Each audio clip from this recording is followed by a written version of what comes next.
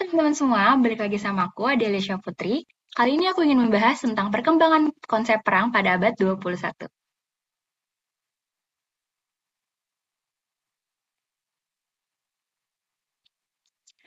Perkembangan konsep perang pada abad 21, yaitu setidaknya sampai tahun 2018, perang mengambil bentuk yang berbeda. Perang menjadi perang terbatas yang lebih banyak terjadi di dalam sebuah negara, baik dalam bentuk perang intelijen, perang drone, perang cyber, dan perang proksi.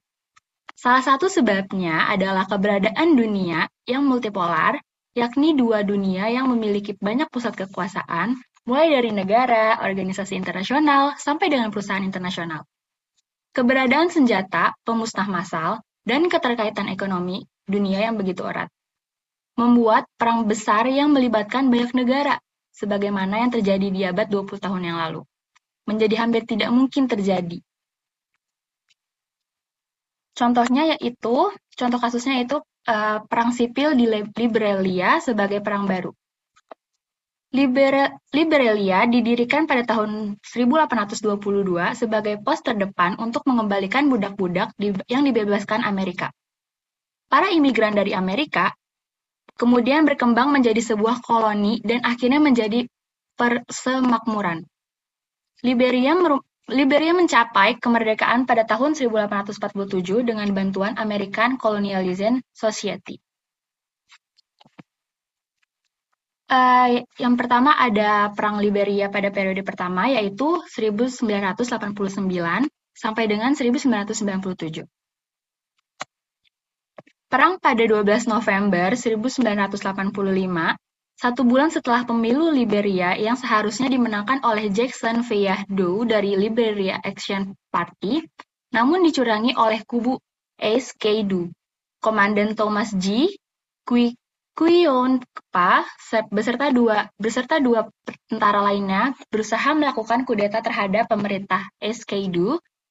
Mereka masuk Liberia melalui Sierra Leone dengan merebut sejumlah barak militer, mengambil alih dua stasiun radio yang menyatakan diri sebagai penguasa baru di Liberia, namun usaha tersebut gagal.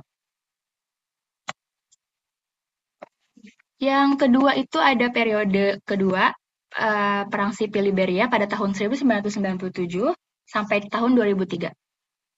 Kegagalan pemerintah Charles Taylor dalam mengatasi masalah ekonomi, distribusi bantuan dan sumber daya yang tidak merata serta dukungan Taylor terhadap Revolutionary United Front atau RUF dalam perang saudara di Sierra Leone pada akhir 1990-an membuat perdamaian di Liberia hanya berlangsung sebentar. Stabilitas keamanan Liberia sebagai akibat dari jatuhnya perekonomian nasional Liberia memberi kesempatan para tokoh politik untuk menguasai sumber daya yang tidak akan pernah bisa mereka dapatkan di bawah pemerintahan Taylor yang kejam dan korup. Nah, di selanjutnya itu ada kerugian akibat perang sipil Liberia. Dampak perang sipil di Liberia sangat besar. Hal itu dikarenakan setiap kelompok yang bertikai tidak hanya berusaha untuk menggulingkan pemerintahan yang sedang berkuasa, tapi mereka juga berusaha untuk meraih kesuksesan kekuasaan serta kendali atas wilayah-wilayah strategis yang memiliki potensi ekonomi. Untuk mencapai hal berikut, warga sipil menjadi korban termasuk perempuan dan anak-anak yang dijadikan budak seks antara tentara anak-anak yang dipaksa harus memegang senjata demi kepentingan pribadi para pemimpin yang bernafsu untuk berkuasa. Kerugian yang dialami Liberia terutama meliputi di bidang sosial dan ekonomi. Nah, kita masuk sekarang yaitu yang terakhir di kesimpulan. Pasca era Perang Dingin dan munculnya globalisasi telah membuat perang memiliki perkembangan dalam kapabilitasnya. Perkembangan kemampuan perang non-konvensional telah membentuk satu metode dan strategi baru dalam peperangan pada abad ke-21. Perang tidak teratur atau irregular warfare dalam perang proksi dan perang hibria merupakan perang baru yang terjadi pada abad 21. Berdasarkan pemikiran Mary Calder, mengenai perang baru, perang baru pada abad 21 ditandai dengan bentuk kekerasan terhadap penduduk sipil. Perang baru bergerak dalam masalah etnis, ras, dan identitas agama.